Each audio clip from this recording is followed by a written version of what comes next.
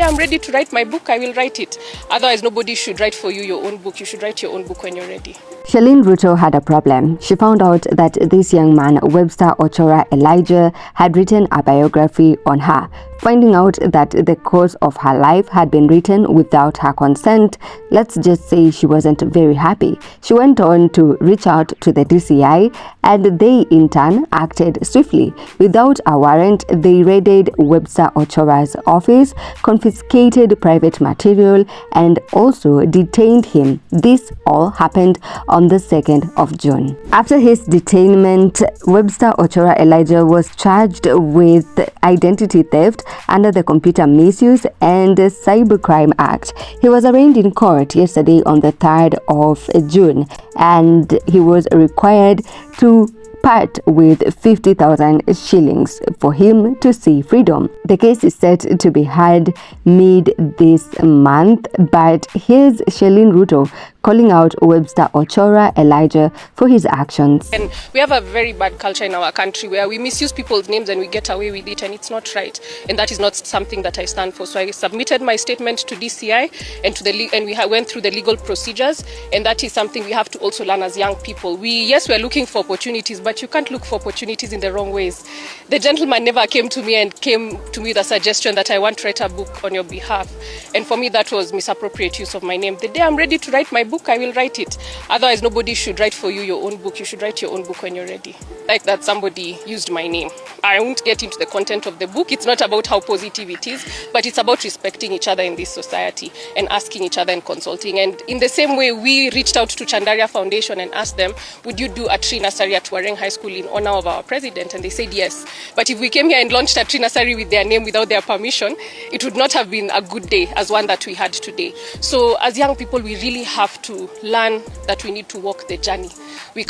I think Charlene Ruto, before reaching out to the DCI, should have done a simple Google search to find out the difference between a biography and an autobiography. Listening to this clip, it's like she's not fully aware of what exactly Webster Ochoa Elija had done. In this clip, she's talking about how nobody should write a book for you, nobody should write your book on your behalf, and that you should do it yourself. But that's exactly what a biography is. When somebody's course of life or when somebody's life is written by somebody else, and that's exactly what we have here. Charlene Ruto's course of life done by Webster Ochoa Elija. That's her biography. Now what she's talking about doing her own book, that's an autobiography. So let's first of all start there.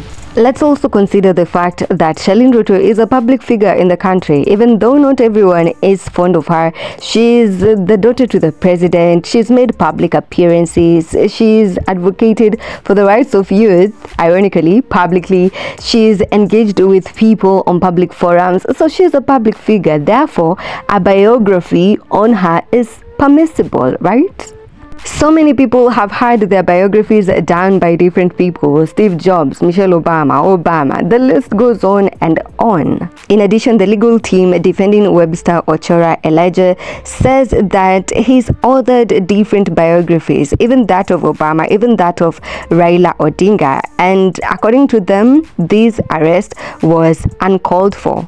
I don't know what your take is on this in the comments. Maybe you can engage with me, but so far I'm with them on this one, because as long as the biography was not defamatory, as long as it didn't violate privacy rights like personal data, like sensitive information or something like that, I feel Charlene Ruto overreacted. Even if it's all about consent, if consent is her main issue, then I feel maybe an out-of-court settlement would have done it for this case.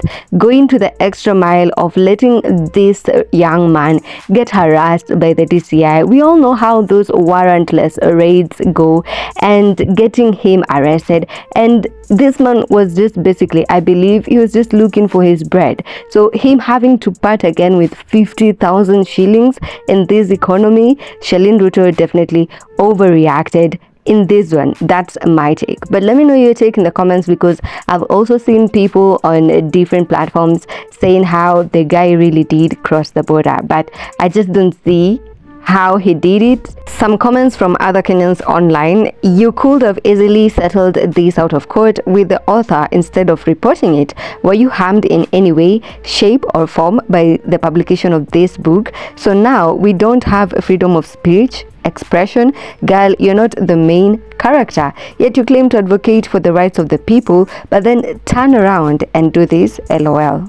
She's a public figure. People can write stuff about her without necessarily seeking her consent. There are such things as unofficial biographies. You should be grateful that someone actually took their time to write a book about you, considering the fact that you have made no impact in anyone's lives. You should actually pay the author for coming up with stories long enough to complete a book about you, because in real life you are not interesting at all.